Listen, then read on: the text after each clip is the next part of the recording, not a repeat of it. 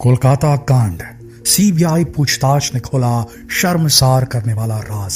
कोलकाता एक शहर जहां जिंदगी कभी थमती नहीं, वहीं एक जगह जो इलाज के लिए मशहूर थी वो बन गई एक डरावने सपने का केंद्र। एक यंग डॉक्टर जो अपने फ्यूचर को लेकर उम्मीदों से भरी थी, उसे ऐसे हालात में मरा हुआ पाया गया जो इतने क्रूर थे कि उन्होंने पूरे समाज का विश्वास हिला दिया। ऑफिशियल स्टोरी जल्दी से रैप अप कर दी गई, बहुत जल्दी। एक संदिग्ध का नाम लिया गया, एक कन्फेशन लिया गया और केस बंद हो गया। लेकिन धीरे धीरे एक काला सच उभरने लगा, ऐसी बातें जो कुछ बहुत ही भयानक चीजों की ओर इशारा कर रही थी। एक मेडिकल कॉलेज जो अपनी लेगेसी के लिए जाना जाता था, वो कैसे मर्डर का स्टेज बन गया। इतने सारे डिटेल्स कैसे मिस हो गए, इतने सारे सवाल बिना जवाब के कैसे रह गए। क्या होगा अगर असली गुनहगार खुलेआम घूम रहे हो, जिनकी रक्षा कर रही हो उन तक पहुंची ताकतवर शक्तियां। यह सिर्फ एक औरत के दुखद मौत की कहानी नहीं है, ये करप्शन, कवर अप्स और एक ऐसी साजिश की कहानी है जो इतनी गहरी है कि वो हर उस शख्स को निगलने की धमकी देती है जो इसे उजागर करने की हिम्मत करता है। लेकिन कुछ राज कभी दबाए नहीं जा सकते। सच क्या है? किसने मारा डॉक्टर बेटी को और वो क्या छुपा रहे हैं? डॉक्टर बेटी जो एक डेडिकेटेड होनहार यंग डॉक्टर थे, उन्हें कॉलेज के सेमिनार हॉल में मरा हुआ पाया गया। जब उनकी बॉडी मिली तो बहुत ही भयानक हालात में थी। उनके शरीर पर चोट के निशान, गहरे कट्स, एक हिंसक संघर्ष के अन्य संकेत भी मौजूद थे। लेकिन ये सिर्फ एक दुखद मौत नहीं थी, यह उस मिस्ट्री की शुरुआत थी जिसने अस्पताल की दीवारों के अंदर छिपे हुए काले गुप्त राजों को उजागर किया। रात की शुरुआत एकदम सामान्य थी। अस्पताल में शांति थी, डॉक्टर और नर्सें हमेशा की तरह अपने काम में लगे हुए थे। लेकिन रात 11 बजे सीसीटीवी कैमरों ने एक शख्स को सेमिनार हॉल की ओर जाते हुए कैप्चर किया। वो शख्स जैसे किसी खास मकसद से वहां जा रहा था। उसे पूरी तरह से पता था, ऐसा लग रहा था कि उसे क्या करना है। 30 मिनट बाद वही शख्स हॉल से बाहर जाते हुए दिखा गया। उन मिनटों में क्या हुआ कि जल्द ही कॉलेज को एक खौफनाक जगह में बदलने वाला था। रात 12:30 बजे डॉक्टर बेटी और उसके 4 जूनियर साथी सेमिनार हॉल में गए। वे लंबी शिफ्ट के बाद थके हुए थे और थोड़ी देर आराम करने की प्लानिंग कर रहे थे।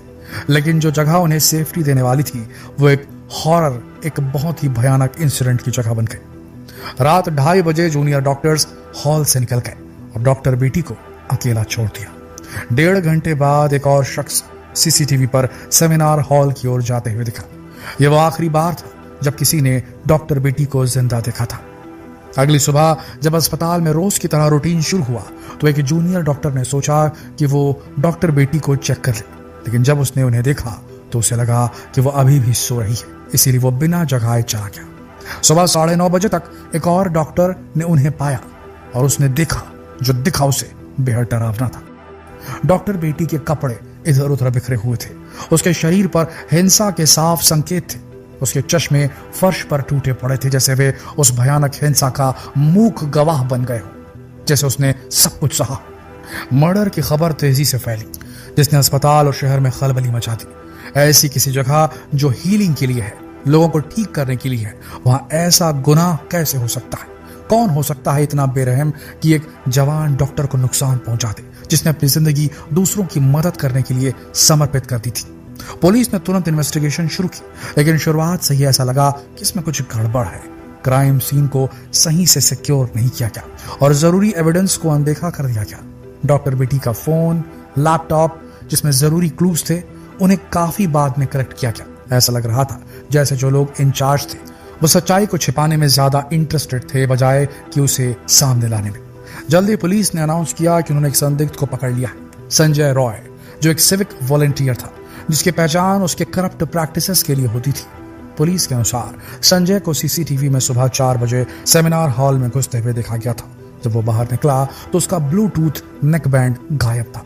बाद में नेक बैंड संजय के फोन से कनेक्टेड पाया गया, जिसके आधार पर पुलिस ने उसे गिरफ्तार कर लिया। संजय अस्पताल में जाना पहचाना चेहरा था जो अपनी पोजीशन का फायदा उठाकर मरीजों और स्टाफ से पैसे ऐंठता था। उसने क्राइम कबूल कर लिया और पुलिस ने केस जल्दी से बंद कर दिया। लेकिन कुछ बातें मेल नहीं खा रही थी। कैसे एक नशे में धुत इंसान जिसके पास कोई चोट के निशान नहीं थे, अकेले इतनी हिंसक हरकत कर सकता था? एविडेंस से पता चलता था कि इसमें एक से ज्यादा लोग शामिल थे। जैसे जैसे क्राइम की डिटेल्स सामने आई, संदेह बढ़ने लगा। पोस्टमार्टम रिपोर्ट में सामने आया कि डॉक्टर बेटी का यौन शोषण किया गया था। उसके शरीर पर मिले जो पुरुष का जो लिक्विड होता है, यह स्पष्ट इशारा था जिसमें कई लोग शामिल थे। उन्हें लगी चोटें इतनी भयानक थी कि संभावना थी कि उन पर एक से अधिक लोगों ने हमला किया था। शहर भर में विरोध प्रदर्शन शुरू हो गए, जिसमें मेडिकल कम्युनिटी सबसे आगे रही। उन्होंने एक पूरी सही इन्वेस्टिगेशन की मांग की, क्योंकि वे इस बात से आश्वस्त थे कि संजय रॉय अकेला जिम्मेदार नहीं था। ऐसी अफवाहें थी कि इसमें एक बड़ी साजिश शामिल है, जिसमें कुछ शक्तिशाली लोग थे जिनकी गहरी राजनीतिक कनेक्शन थी और जिन्हें किसी भी कीमत पर बचाया जा रहा था। जल्द ही ध्यान अस्पताल प्रशासन, खासकर प्रिंसिपल डॉक्टर संदीप घोष की ओर किया। शुरुआत से ही डॉक्टर घोष ने इस घटना को कमतर बताने की कोशिश की, यहाँ तक कि उन्होंने इसे सुसाइड करार देने की कोशिश की थी। जब उनके माता पिता को उनकी मौत की सूचना दी गई डॉक्टर बेटी की, तो उन्हें पहले बताया गया कि वो बीमार थी। बाद में उन्हें बताया गया कि उन्होंने आत्महत्या की है, जो कि उस भयानक हिंसा के एविडेंस के सामने झूठ साबित हुई। ये बात डॉक्टर घोष के इन एक्शंस ने गंभीर सवाल उठाए। वो अस्पताल की रेपुटेशन बचाने के लिए इतने उत्सुक क्यों थे, बजाय इसके कि वो डॉक्टर बेटी के लिए न्याय की मांग करते। जब प्रेशर बहुत बढ़ गया तो डॉक्टर घोष ने इस्तीफा तक दे दिया। लेकिन सच कहां छिपने वाला था। अगले ही दिन उन्हें एक और प्रतिष्ठित मेडिकल कॉलेज का प्रिंसिपल बना दिया गया, जिसने शक को और भी गहरा कर दिया कि उन्हें कुछ ताकतवर साथियों द्वारा बचाया जा रहा था। जैसे जैसे इन्वेस्टिगेशन आगे बढ़ी, और भी डरावनी डिटेल सामने आए। डॉक्टर बेटी आर.जी. कर मेडिकल कॉलेज के अंदर काम करने वाली डार्क फोर्सेस की पहली शिकार नहीं थी। वर्षों से कई स्टूडेंट्स और स्टाफ मेंबर्स जिन्होंने कॉलेज के अंदर हो रही करप्शन को उजागर करने की कोशिश की थी, उनकी रहस्यमयी मौतें हो चुकी थी, जिन सभी को सुसाइड का नाम दे दिया गया था। 1999, 2001, सन 2003 और अन्य सालों के केस डॉक्टर बेटी के केस से काफी मिलते जुलते थे। जो भी लोग इस सच्चाई को उजागर करने की कोशिश करते थे, उन्हें चुप करा दिया जाता था। उनकी मौतों को एक दुखद हादसे के रूप में लिख दिया जाता था। सबसे चौंकाने वाला केस में से एक था सौमित्र विश्वास का, जो एक स्टूडेंट था जिसने कॉलेज के अंदर चल रहे गलत फिल्मों और गलत काम के रैकेट का पर्दाफाश किया था। 2001 में उसकी बॉडी उसके कमरे में पाई गई। उसकी मौत को तेजी से आत्महत्या करार दे दिया गया। सौमित्र के केस और डॉक्टर बेटी के केस में समानता इतनी ज्यादा थी कि उन्हें नजरअंदाज नहीं किया जा सकता था। दोनों ने डार्क सीक्रेट का पता लगाया था और दोनों को इसकी भारी कीमत चुकानी पड़ी थी। विरोध प्रदर्शन बढ़ते गए। अंततः केस को central bureau of investigation CBI को सौंपा गया, लेकिन तब तक बहुत देर हो चुकी थी। एविडेंस के साथ छेड़छाड़ कर दी गई थी, गवाहों को धमका दिया गया था, सच्चाई को धोखे की परतों के नीचे दबा दिया गया था। सीबीआई की इन्वेस्टिगेशन की शुरुआत से ही बाधाओं का सामना करना पड़ा, क्योंकि महत्वपूर्ण एविडेंस अचानक गायब हो गए और संभावित लीड्स ठंडी पड़ गई। सबसे खुल्लम खुल्ला कवर अप में से एक था सेमिनार हॉल के आसपास के एरिया की रिनोवेशन, जहां डॉक्टर बेटी की हत्या हुई थी। रूटीन मेंटेनेंस के बहाने वहां काम करवाया गया ताकि बचे खुचे जो भी एविडेंस हो, सबूत हो, उन्हें नष्ट किया जा सके। इस बेशर्म कोशिश ने क्राइम को छिपाने की धारणा को और मजबूत किया, जिससे यह विश्वास और भी गहरा हो गया कि असली गुनहगारों को किसी भी कीमत पर बचाने के लिए ताकतवर फोर्सेस काम कर रही थी। जैसे जैसे सीबीआई ने केस की गहराई में खुदाई की, उन्होंने एक करप्शन का नेटवर्क पाया जो आर.जे. कर मेडिकल कॉलेज की दीवारों से बहुत आगे फैला हुआ था। प्रिंसिपल डॉक्टर घोष की गहरी राजनीतिक रिलेशनशिप्स का खुलासा होता है। यह स्पष्ट होता गया कि वो अकेले नहीं काम कर रहे थे। ऐसे सुझाव मिल रहे थे जिसमें खतरनाक चीजें, पॉलिटिक्स, गलत काम, सब कुछ एक साथ नेक्सस से जुड़ा हुआ था।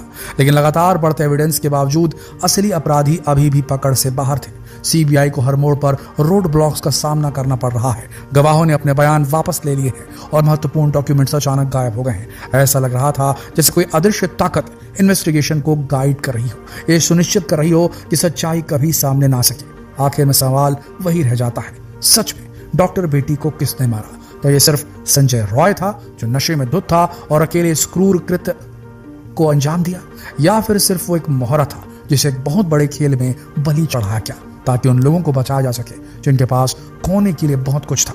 सच्चाई, ऐसा लगता है, शायद कभी पूरी तरह से सामने ना आ सके, लेकिन हाँ, सीबीआई जांच चल रही है और सच इस बार सामने आएगा। आपका इस पूरे प्रकरण पर क्या ख्याल है? नीचे कमेंट सेक्शन में लिखकर जरूर बताएं। जितना हो सके, अगर ये वीडियो आपको नॉलेजेबल लगी तो शेयर करें, फेसबुक पर, व्हाट्सएप पर, यूट्यूब पर। धन्यवाद।